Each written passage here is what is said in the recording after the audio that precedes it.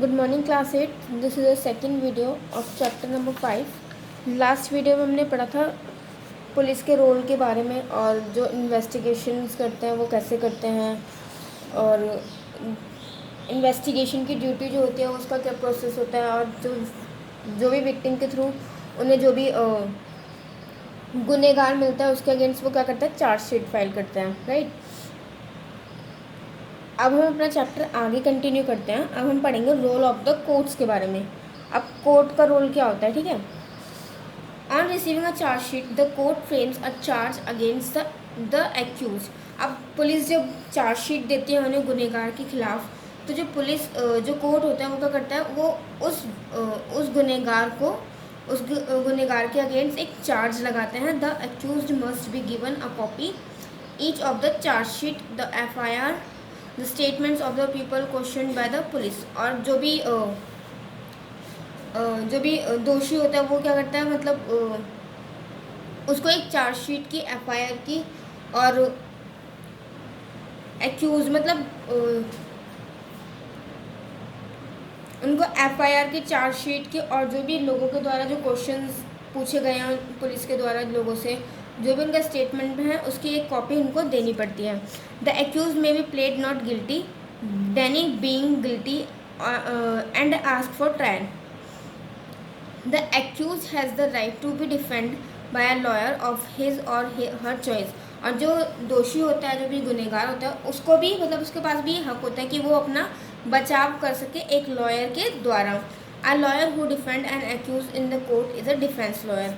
और जो कोर्ट में जो भी उस दोषी के जो अगेंस्ट जो भी लॉयर उसके बचाव में जो भी लड़ेगा उसको क्या बोलते हैं, उसको बोलेंगे डिफेंस लॉयर।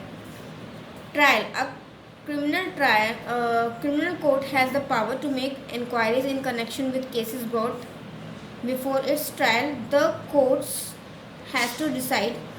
जो भी क्रिमिनल कोर्ट होता है उसमें मतलब जो भी केस है उसकी पूरी इन्वेस्टिगेशन करने का, उसकी पूरी इंक्वायरी करने का पूरा राइट होता है उनके पास पावर होती है कि उस केस के बारे में हर चीज़ जाने वो। Whether the police investigation has been carried out properly or not. चाहे पुलिस जो है उसकी इन्वेस्टिगेशन पूरी हो चुकी है चाहे नहीं, उनके पास ये पावर होती है कि वो दोबारा से इसकी इन्वेस्टिगेशन कर सकते हैं।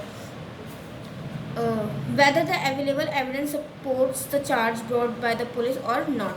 और चाहे उनके पास जो पुलिस के द्वारा जो एविडेंस इकट्ठे किए गए हैं वो हों या ना हो, अगर उनको डाउट है तो वो अपना केस के बारे में सारी चीज़ें, सारे एविडेंस को दोबारा से इन्वेस्टिगेट कर सकते हैं। The whether the evidence recorded by the police is genuine और नॉट। और चाहे ये जो पुलिस के द्वारा जो एविडेंस रिकॉर्ड किया गया है वो सही हो या गलत हो। In criminal cases the government is always the party that sues the accused.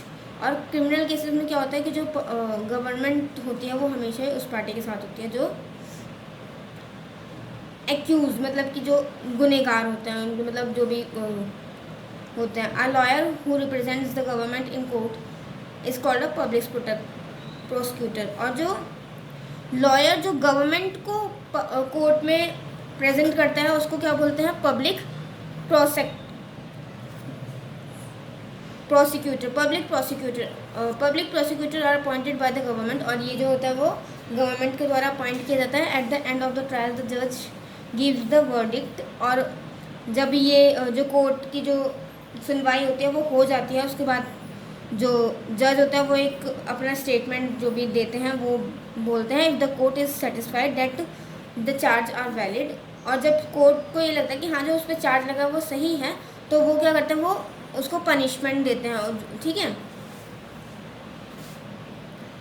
Next है fair trial. What is fair trial? अब फेयर ट्रायल क्या होता है? A person can not say to be guilty until his or her crime is prove beyond a responsible doubt. और जब कोई person मतलब उसने जो क्राइम किया है वो प्रूव हो जाता है और तब भी उसको कोई भी गिल्टी फील नहीं होता, तो क्या होता है, hence until the crime is proved the power is termed the person is termed as accused not as a criminal. और जो मतलब वो दोषी नहीं होता और उस पर तब भी शक होता है या कुछ भी क्राइम का, और वो दोषी साबित नहीं होता, तो फिर वो क्या होता है, वो एक्यूज कहलाया जाता है, ना कि एक क्रिमिनल।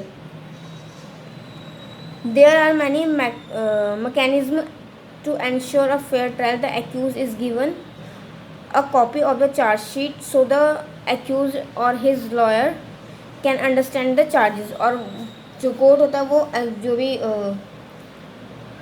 पर्सन होता है उसको क्या करते हैं, चार्जशीट और एफआईआर की एक कॉपी देते हैं ताकि जो उसका लॉयर है वो भी जो उन पर चार्जेस लगाए गए हैं वो समझ सके, और उन जो लॉयर की मदद से वो वहाँ उस केस के आगे उस केस में कोर्ट के अंदर फाइट कर सके कि जो केस है वो गलत है या जो भी है। और जो लॉयर होता है वो क्या करता है, वो जिसका अपोजिशन मतलब कि जो दूसरे साइड पे जो होते हैं उनके अगेंस्ट विटनेस प्रूव करते हैं ताकि जो verified proofs in front of the जज, और जज के सामने अपने सबूत उनके दिखाते हैं। फ्रेंड्स और रिलेटिव्स जो होते हैं उनके स्टेटमेंट्स उनके सामने उनको दिखवाते हैं। ठीक है। Article 21 which guarantees the right of life state that a person right to life and liberty can only be taken off away only a just and legal procedure and after the providing the crime। और article 21 के आधार पर क्या है, हम सभी person को right to life मतलब कि जीने का अधिकार है, अपनी लिबर्टी का अधिकार है, हम अपनी लीगल जो प्रोसीड्यूर होता है इसका वो अधिकार होता है, और अपनी जो क्राइम करते हैं उसको प्रूफ वगैरह करने का। ठीक है। Fair trial is necessary due to some other reasons also. There are times when a person becomes an accused because of his socio economics, और एक टाइम होता है जब जो पर्सन होता है वो कैसे अपने सोशल इकोनॉमिक स्टेटस के द्वारा जो एक्यूज किया जाता है वो हो जाता है। There are time when a false can may be filed against a person, और एक टाइम आता है कि जो पर्सन होता है उसका जो गलत चीज़ होती है वो फील्ड हो जाती है। To prevent unnecessary agony to such people, it is important that the trial to be fair। और उस इंसान की आगे की लाइफ के लिए ये ज़रूरी होता है कि जो फैसला हो वो बिल्कुल सही हो। मतलब अगर वो दोषी नहीं है तो उसको सज़ा नहीं मिलनी चाहिए, और अगर वो दोषी भी है तो उसको सज़ा मिलनी चाहिए, उसको ऐसे नहीं छोड़ना चाहिए। मतलब जो फैसला जो करता है वो बिल्कुल सही होना चाहिए। The judiciary should perform the responsibilities without any pressure. और जो हमारे जज होते हैं उनको किसी भी प्रेशर में आकर अपना जो फैसला है वो नहीं सुनाना चाहिए, और इक्वली सुनाना चाहिए। मतलब ऐसा नहीं कि वो अगर कोई रिच है और कोई पुअर है उसमें कोई केस है तो वो उस रिच के अगेंस्ट मतलब पुअर के अगेंस्ट उस रिच को, मतलब अगर रिच वाले की गलती है तो उसको तब भी वो छोड़ दें और उनको ही सज़ा दे दें। ऐसा नहीं होना चाहिए। मतलब जो फैसला करना चाहिए वो बिल्कुल सही होना चाहिए। देन आगे हमारा role of the defence lawyer. अब डिफेंस लॉयर का रोल क्या होता है? The defence lawyer's role is to argue on the behalf of the defendant. अब जो डिफेंडेंट होता है उसके बिहाफ पर उसको अपना आर्ग्यूमेंट कर लेता है। The defence has no burden of proof. और इनका जो इनके पे कोई बर्डन नहीं होता, इनके प्रूफ जो इनका प्रूफ होता है एविडेंस होता है उस पर कोई बर्डन नहीं होना चाहिए।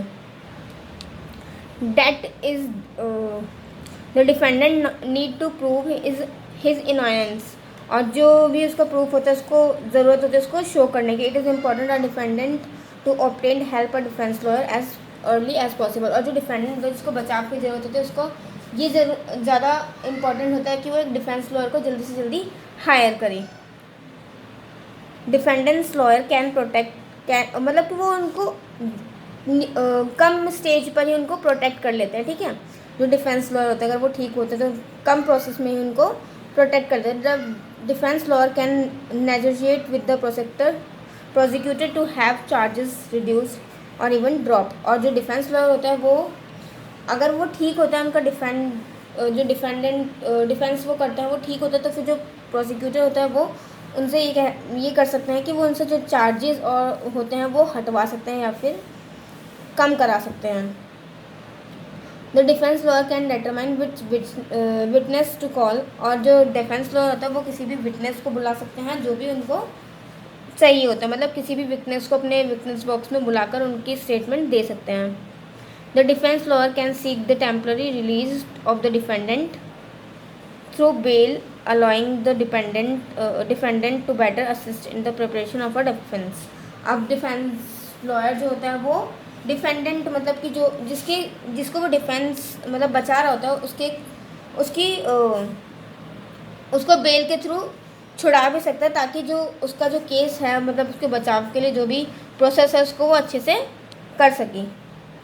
नेक्स्ट है role of the public prosecutor. अब पब्लिक प्रोसिक्यूटर का क्या रोल होता है? Public prosecutor is a lawyer who defend a state or he is or she is appointed by the state.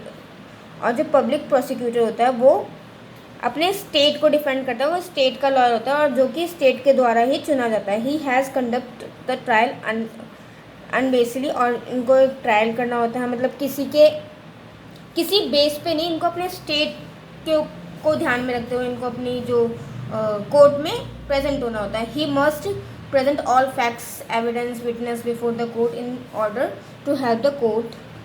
और इनको जितने भी फैक्ट्स होते हैं, एविडेंस होते हैं, विटनेस होते हैं, सबको प्रूव करना होता है, प्रेजेंट करना होता है कोर्ट में. ठीक है. The accused can defend himself with the help of a lawyer. जो एक्यूज जो जिस पे भी शक होता है जिस इंसान पर, वो अपना डिफेंस किसके थ्रू कर सकते हैं? डिफेंस लॉयर की मदद से वो अपना बचाव कर सकते हैं. If he is poor the court can appoint a lawyer called a defence lawyer to defend him. अगर वो पुअर है, वो मतलब गरीब है और वो लॉयर को हायर नहीं कर सकता, तो जो कोर्ट होता है वो उनको एक लॉयर हायर करके देते हैं जो कि उनके केस को लड़ते हैं और फिर उनका डिफेंस मतलब उनको बचाते हैं. ठीक है. और जिसको क्या कहा जाता है? Defence lawyer. क्लास आपका चैप्टर यहीं पे फिनिश होता है.